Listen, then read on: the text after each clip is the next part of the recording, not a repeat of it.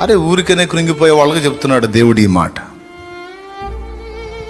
ఎన్ని సమస్యలు, ఎన్ని అవమానాలు, ఎన్ని నిందలు, ఎన్ని తిరస్కారాలు యోసేపుకు వచ్చినాయి.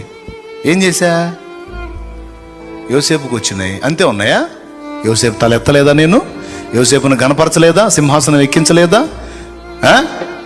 నేను చేయనా నీకు? అనని మాట్లాంటారు. అరే అనని అను, పడు. విమర్శలు వస్తాయి, పడు. నిందలు వస్తున్నాయి, పడు. ఓడిపోయాను, పడు. అవును, ఓటమి కూడా సహించు. నీ ఓటమిని గెలుపుగా మార్చమని నేను ఉన్నానుగా.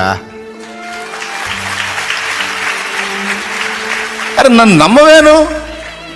ఊరికనే కృంగిపోతావు, కుమిలిపోతావు, ఏడుస్తావు, గందరగోళం అయిపోతావు. ఏం విశ్వాసీను అంటున్నాడు ఆయన. నిరాశపడొద్దు, నువ్వు నా బిడ్డవి.